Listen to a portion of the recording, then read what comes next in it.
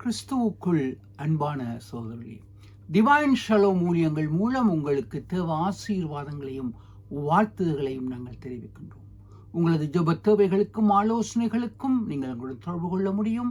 இலவசமாக என்னுடைய வாட்ஸ்அப்பில் நீங்கள் தொடர்பு கொள்ளும் பொழுது தேவ பணியில் உங்களுக்காக ஜெபிக்க கவுன்சிலிங்களை ஆலோசனைகளை தர நாங்கள் தேவ பணியில் காத்திருக்கிறோம். இதுவரை சப்ஸ்கிரைப் செய்யாவிட்டால் தயவாக ஒரு தடவை நீங்கள் சப்ஸ்கிரைப் செய்யும்படி தேவ பணியின் சார்பில் உங்களிடத்தில் கேட்டுக்கொள்கிறோம். உங்களுடைய சப்ஸ்கிரிப்ஷன் நிதி சம்பந்தமானது அல்ல, உங்களுடைய ஒத்துழைப்பை எடுத்து விளக்குவதாக இருக்கின்றது. ஒரு விசை ஜெபம் செய்வோம். கர்த்தாவே, இவ்வேளையிலும் நீரே எங்கள் நல்ல மெய்ப்பன், உம்முடைய ஜீவனை தந்து எங்கள் ஆத்மாவை ரட்சித்திருக்கின்றீர் கர்த்தாவே. தாவீதைப் போல நாங்கள் உம்மிடத்தில் கதறுகின்றோம் கர்த்தாவே. இந்த வேளையிலும் கர்த்தாவே, தனிப்பட்ட முறையில் பாதிக்கப்பட்டு வேதனைப்பட்டு கொண்டிருக்கும் உடைய பிள்ளைகளை, சரீர வியாதியிலும் கண்ணீரிலும் மன உளைச்சலிலும் இருக்கும் பிள்ளைகளை, வேலையில்லாமல் தத்தளிக்கும் பிள்ளைகளை உம்முடைய கரத்திலே நாங்கள் ஒப்புக் கொடுக்கிறோம் ராஜா. ஏற்ற திருமண காரியங்களை அவர்களுக்கு ஒழுங்குபடுத்தும் கர்த்தாவே. திருமணத்துக்காக எதிர்நோக்கும் பிள்ளைகளை, வேலை இல்லாதவர்களுக்கு ஏற்ற வேலைகளை நீர் கட்டளையிடும், தொழிலை கட்டளையிடும் கர்த்தாவே. விசேஷமாக சரீர வியாதியில் இருக்கும் பிள்ளைகளை நீர் தொட்டு குணமாக்கும். உம்முடைய வார்த்தைகள் சுஸ்தமாக்கட்டும் ராஜா. எவ்வளியிலும் விசேஷமான நாட்களை கொண்டாடும் உடைய பிள்ளைகளை அபரிதமாய் ஆசீர்வதியும். உடைய வார்த்தைகள் எங்களுக்கு சந்தோஷத்தை, ஆன்ம பலனை, விடுதலையை கட்டளையிட்டு நீர் எங்கள் மேய்ப்பராக இருப்பதை நாங்கள் அறிந்து உமக்குள் நாங்கள் ஆடுகளாய் நடக்க கிருபை தாரும். இயேசுவின் நாமத்தில் ஜெபிக்கிறோம் பரம தந்தையே, ஆமீன். அன்பானவர்களே, வேத பாடமாக யோவான் எழுதிய சுவிசேஷம் 10ஆம் அதிகாரம் 11ஆம் வசனமும் 15ஆம் வசனங்களையும் வாசிக்க கேட்போம். நானே நல்ல மெய்ப்பன், நல்ல மெய்ப்பன் ஆடுகளுக்காக தன் ஜீவனை கொடுக்கிறான்.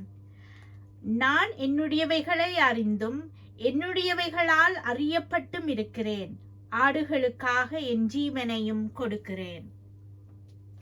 ஆம், அன்பான சகோதர சகோதரிகளே, ஆண்டவர் இயேசுவின் பிரத்யட்சமான வாக்கு தத்தத்தை நாங்கள் அறிந்திருக்கின்றோம். இது ஆண்டவர் எம்மேல் தனது தனிப்பட்ட உறவை விளக்குவதை காண்கின்றோம்.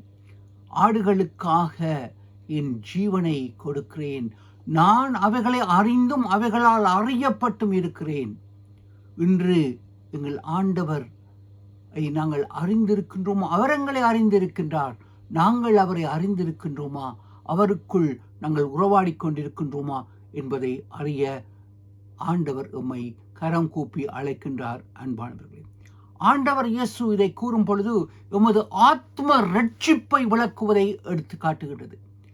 இன்று ரட்சிப்பு ஆசீர்வாதம் என்ற பொழுது நாங்கள் உலக ரீதியான பொருளாதார ஆசீர்வாதங்கள், செல்வ செழிப்புகளை நாங்கள் சிந்திக்கின்றோம். எங்கள் ஆத்மா ரட்சிக்கப்பட்டிருக்கின்றதா? மனிதன் உலகம் முழுவதையும் ஆதாயப்படுத்தினாலும் தன் ஆத்மாவை நஷ்டப்படுத்தினால் அவனுக்கு லாபம் ஒன்றும் இல்லை. இன்று எங்கள் ஆத்மா ஆண்டவர்கள் ரட்சிப்பின் பரிபூர்ணத்தின் நிச்சயத்தை அறிந்து உணர்ந்து இருக்கின்றதா? அதற்காக எம்பெருமான் ஆண்டவர் எமக்கு இந்த ரட்சிப்பை இலவசமாக தந்திருக்கின்றார். அதை பெற்றுக்கொள்வது எமது கரங்களில் இருக்கின்றது. இதைத்தான் தாவீது அரசனும் அங்கு 23ஆம் சங்கீதத்தில் அவர் ஆண்டவரை இரட்சகராக மெய்ப்பனாக அறிந்து தன்னை ஒரு வீரமுள்ள அர்ப்பணிப்புள்ள ஒரு மெய்ப்பனாக அவன் கண்டு, ஒரு மெய்ப்பனின் ஒரு சிறு பையனாக இருந்து இந்த சங்கீதத்தை எழுவதை நாங்கள் பார்க்கக்கூடியதாக இருக்கின்றது. உதடுகளின் ஸ்தோத்திர பலியினால் ஆண்டவரை அவன் மகிமைப்படுத்துகின்றான். எபிரேயர் 13ஆம் அதிகாரம் 15ஆம் 16ஆம் வசனத்தில் பவுலப்போஸ்தலன் கூறுகின்றார், உதடுகளின் ஸ்தோத்திர பலியினால் என்னை மகிமைப்படுத்தும் பொழுது ஆண்டவருக்கு பிரியமாக இருக்கின்றது. தாவீது இதே ஆண்டவரை தன் இரட்சகராக, சொந்த இரட்சகராக அறிந்து உணர்ந்து ஸ்தோத்திர பலியை எடுக்கின்றார். அதைத்தான் ஆண்டவர் இயேசுவும் விளக்கி, நானே நல்ல மேய்ப்பன், அறிந்தும் அறியப்பட்டும் இருக்கின்றேன் என்று கூறுகின்றார். இங்கு 23ஆம் சங்கீதத்தின் பின்னணியை எடுத்து பார்க்கும் பொழுது அநேகர் நாங்கள் சிந்திக்கின்றோம், தாவீது அரசனாக அதை தன் அரச நாட்காணியில் சிம்மாசனத்தில் இருந்து எழுதினார் என்று இல்லை. அவர் சிறு பையனாக, ஆடு மேய்க்கும் பையனாக, ஒடுக்கப்பட்ட சூழ்நிலையில் அதை எழுதினார். இதன் பின்னணி 1 சாமுவேல் 16ஆம் அதிகாரத்தில் நாங்கள் பார்க்கின்றோம். 11ஆம் வசனத்தில் அங்கு சாமுவேல் தீர்க்கதரிசிக்கு இறைவனால் கட்டளை பிறக்கப்படுகின்றது, நீ ஈசாயின் வீட்டுக்கு சென்று அவர்கள் குமாரனில் ஒருவனை ராஜாவாக அபிஷேகம் பண்ணு. அதை அறிவிக்கப்படுகின்றது. ஆம், சாமுவேல் வரப்போகின்றார். அத்தனை குமாரர்களையும் அவர் அங்கு ஒழுங்குபடுத்துகின்றார் ஈசா. ஆயினும் இளைய குமாரன் தாவீது அங்கு இல்லை. 11ஆம் வசனத்தில் பார்க்கின்றோம். அவன் கேட்கின்றார், உனக்கு இத்தனை குமாரர் தானா? இல்லை, ஒருவன் வனாந்திரத்தில் இருக்கின்றான். தாவீதை குடும்பமே அவனை ஒரு மகனாக, மனிதனாக ஏற்றுக்கொள்ளவில்லை. அவனை ஒரு வேலைக்காரனாக, அடிமையைப் போல வேலை வாங்கும் சூழ்நிலையில் அங்கு அவன் தள்ளப்பட்டான். அந்த ராஜ அபிஷேகத்திலும் பெரிய விருந்து. ஒரு நாட்டின் அரசன் ஒரு வீட்டுக்கு வருகின்றார் என்றால் எத்தனை எத்தனை ஆர்ப்பாட்டம். ஆனால் வீட்டில் ஒரு பையனை வேறு எங்கும் அனுப்புவதென்றால் சற்று வேதனையாக இருக்கின்றது. தாவீது அனுப்பப்படுகின்றான். ஆயினும் அவன் இந்த சங்கீதத்தை அவன் அழகாக கூறுகின்றான். அந்த சூழ்நிலையில் தான் அவன் கூறுகின்றான். வனாந்திரத்துக்கு அனுப்பப்படுகின்றான். அங்கு ராஜ போஜனம் நடைபெற போகின்றது. பெரிய பந்தி நடக்கப் போகின்றது. அங்கு எண்ணெயினால் அபிஷேகம் பண்ணப்பட போகின்றது. அவன் கதறுகின்றான். சொந்தம் என்று சொல்லிக்கொள்ள உம்மை விட்டால் யாரும் இல்லை இயேசுவே என்று அவன் பாடிக்கொண்டு, கர்த்தர் என் மேய்ப்பராய் இருக்கின்றார், என் தந்தை என் சோதரர்கள் என்னை இழிவாக நடத்துகின்றார்கள், சத்ருவைப் போல நடத்துகின்றார்கள். அவன் கதறுகின்றான், பாடுகின்றான். துதியின் நாள் அவன் பாடிய பொழுது அந்த சத்தத்தை தேவன் கேட்டார். உடனடியாக சாமுவேலிடத்தில் அவனை அழைப்பித்து அவனை ராஜாவாக அபிஷேகம் பண்ணப்படுகின்றார். உடனடியாக ஜெபத்துக்கு பதில் அங்கு கிடைக்கின்றது. அன்பானவர்களே, சிறு பையனாக, தாழ்வான நிலையில் இருந்த ஆடு மேய்க்கும் பையன் ராஜாவாக அபிஷேகம் பண்ணப்படுகின்றான். அவனுடைய விசுவாசம், அவனுடைய உதடுகளின் ஸ்தோத்திர பலி. அன்பானவர்களே, இன்று எவ்விதமாக நாங்கள் இன்று இருக்கின்றோம்? தாவீது அங்கு கூறுகின்றார், என் பாத்திரம் நிரம்பி வழிகின்றது. எத்தனை ஒரு அருமையான ஒரு வார்த்தை. அபிஷேகம், தேவனுடைய அபிஷேகம், பிரித்தெடுக்கப்பட்ட அபிஷேகம், பரிசுத்த ஆவியின் அபிஷேகம். இங்கு ஆதியாகமம் 2ஆம் அதிகாரம் 7ஆம் வசனத்தில் பார்க்கின்றோம். தேவன் ஆதாமை, மனிதர்களை சிருஷ்டித்த பொழுது ஆதாமுக்கு தன்னுடைய ஜீவ சுவாசத்தை அவன் நாசியில் ஊதுகின்றார். ஆதாம் ஜீவ ஆத்மாவாகின்றான்.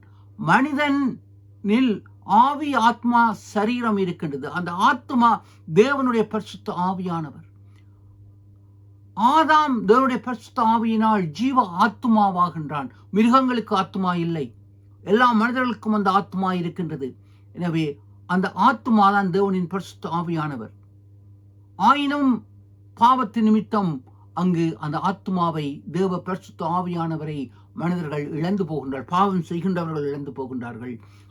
எனவே இதைத்தான் புதிய ஏற்பாட்டில் அங்கு பெந்தேகொஸ்தே நாளில் புதிய அபிஷேகம், அது புதிய சிருஷ்டிப்பு. முதல் ஆதாம் ஏவாள் சிருஷ்டிக்கப்பட்டு மனுக்குலம் சிருஷ்டிக்கப்படுகின்றது. பெந்தேகொஸ்தே நாளில் இயேசுவின் அபிஷேகம், பரிசுத்த ஆவியின் அபிஷேகம், புதிய சிருஷ்டிப்பு. நீங்களும் நானும் புதிய ஆதாம் ஏவாள். அன்பானவர்களே, புதிய சிருஷ்டிப்பாக இருக்கின்றது. இதைத்தான் சகரியா 4ஆம் அதிகாரம் 6ஆம் வசனத்தில் கூறுகின்றார். பலத்தினாலும் அல்ல, பராக்கிரமத்தினாலும் அல்ல, என்னுடைய ஆவியினாலே ஆகும் என்று சேனைகளின் கர்த்தர் கூறுகின்றார். இன்று நாங்கள் ஆண்டவருக்குள் புது சிருஷ்டியாக, அவருக்குள் அவருடைய சாயலில் தரிக்கின்றோம் என்றால் அவருடைய பரிசுத்த ஆவியின் அபிஷேகத்தினால் இருக்கின்றது. இதைத்தான் பவுல் அப்போஸ்தலன் 2 கொரிந்தியர் 4ஆம் அதிகாரம் 7ஆம் வசனத்தில் கூறுகின்றார். பலவீனமாக மட்பாண்டமாகிய உமக்குள் தன்னுடைய பொக்கிஷமாகிய பரிசுத்த ஆவியை உமக்கு தந்திருக்கின்றார் என்று கூறப்படுகின்றது. அன்பானவர்களே, இதை எபேசியர் நிருபத்தில் 1ஆம் அதிகாரம் 13ஆம் 14ஆம் வசனத்தில் கூறப்படுகின்றது.